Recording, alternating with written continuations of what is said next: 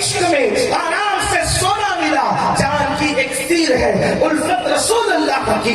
آج ہم اپنے بچوں کو سب کچھ بنا رہے ہیں، کیا دیندار بھی بنا رہے ہیں، رسول اللہ کا وفادار بھی بنا رہے ہیں، کیا ایمان اور یقین کے بارے میں فکر بھی کر رہے ہیں۔ آؤ ایک نبی کی فکر دیکھو، قرآن بیان کرتا ہے اذ حضر یعقوب الموت اذ قال لبنی ما تعبدون من بعدی قالوا نعبد الہک والہ آبائک ابراہیم واسماعیل واسحاق۔ اللہ فرماتا ہے یاد کرو جب موت حضرت یعقوب کے پاس حاضر ہوئی۔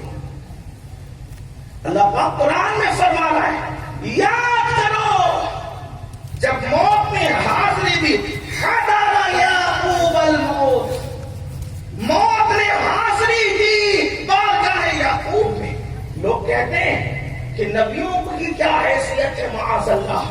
میں کہتا ہوں نادان، ذرا غور کر کہ اللہ پاک جب نبی کی موت کا ذکر کر رہا ہے تو سب کے پاس موت آتی ہے اور اجازت کے بغیر آتی ہے، لیکن نبیوں کی بارگاہ وہ بارگاہ ہے جہاں پر موت کا فرشتہ بھی ادب کے ساتھ حاضری دیتے ہیں۔ سبحان اللہ۔ غور تو فرمائیں، اور یہ لہجہ کوئی بریلی کے مولوی صاحب کا نہیں ہے، بلکہ یہ تو اللہ فرما رہا ہے حضر یعقوب الموت۔ تو پتا چلا بریلی والے جو نبیوں کا ادب کرتے ہیں انہوں نے مولوی سے نہیں بلکہ مولا کے قرآن سے سیکھا۔ نعرے زندہ باد، نعرے تکبیر، نعرے رسالت، مسلک اعلیٰ حضرت۔ ورنہ حضارہ کا ترجمہ بھی تو کوئی کرے، یہ تو مبتدیوں کا کام ہے۔ ایک ابتدائی کتابیں پڑھنے والا طالب علم بھی جانتا ہے کہ حضارہ کا مطلب کیا ہوتا ہے۔ اور پھر قرآن کہتا ہے اذ حضر یعقوب الموت، جب یعقوب علیہ السلام، لیکن یہ میرا عنوان نہیں کہ نبی کی موت کیسے آتی، کس شان سے آتی، کیا ہوتا کیا نہیں ہوتا، لیکن بس اتنا کہہ دیتا ہوں کہ یہ تو میرے امام کی شان ہے جہاں پر گتھیاں الجھ جاتی ہے، چند مصرے بیان کر دو تو سارا معاملہ حل ہو جاتا ہے۔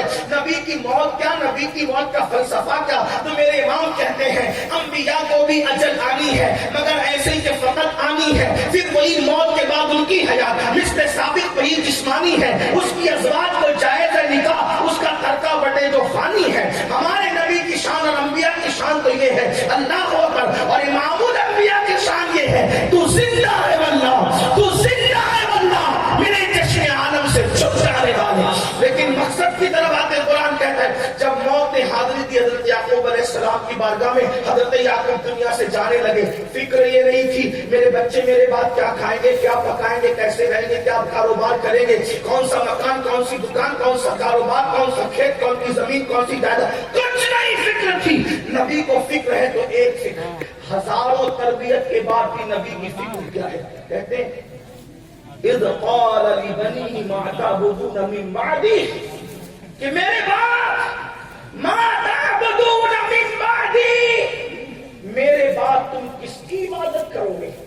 کھانے پینے کا ذکر نہیں، پہننے اوڑھنے کا ذکر نہیں، مکان دکان کا تذکرہ نہیں، فکر نبوت یہ ہے کہ میرے بعد تم عبادت کس کی کرو گے، کس مذہب پر رہو گے، کس دین پر رہو گے، کس مسلک پر رہو گے، کس فکر پر رہو گے۔ تو وہ نبی کی تربیت تھی فکر۔ تو نبی کے شہزادوں نے جواب دیا قال نعبد الہک و الہ آبائک۔ توجہ کریں، لہجہ دیکھیں توحید کا، غور فرمائیں۔ مجھے نہیں پتا کہ اڑیسہ والے کون سی گفتگو سمجھتے ہیں اور لہجہ کون سا جانتے ہیں، لیکن میں تو اتنا سمجھتا ہوں کہ کوئی کسی لہجے کو جانے یا نہ جانے، عشق کا لہجہ ہر جگہ چلتا ہے۔ اور پھر یہ تو اس قلندر کا پڑوس ہے جسے دنیا مجاہد ملت کے نام سے جانا، سبحان اللہ، سبحان اللہ، جس نے عشق کی چنگاری کو شعلہ جوال بنایا ہے، جس نے عشق کے شبنمی قطروں کو موجیں مارتا ہوا سمندر کا روپ عطا کیا ہے، یہ اس مرد قلندر کا پڑوس ہے۔ لیکن سمجھنے کی کوشش کریں، میں مشکل گفتگو یا علمی گفتگو کم کرنے سننے کا عادی ہوں، لیکن چونکہ یہ درسگاہ کی دستار کی محفل ہے تو تھوڑا سا کچھ علم کی بات بھی ہو۔ دیکھو قرآن کا انداز توحید، جب نبی نے نبی زادوں سے پوچھا میرے بعد کس کی عبادت کرو گے، اتنا کافی تھا کہ اللہ کی عبادت کریں، ٹھیک ہے، اللہ کی عبادت کریں گے اور اللہ کی عبادت کریں گے، اتنا کافی تھا۔ لیکن قرآن جو ہدایتاً نقل کر رہا ہے جواب آل پیغمبر کو، انہوں نے جواب دیا نبی کی تربیت، قالوا نعبد، عبادت کریں گے، الہک، دیکھو توحید بیان کرنے کا انداز قرآن سکھا رہا، الہک، ابا جان جو آپ کا خدا ہے، آپ کا رب ہے، ہم اس کی عبادت کریں، وہ الہ آبائک، اور اس کی عبادت کریں گے جو آپ کے باپ داداؤں کا خدا ہے۔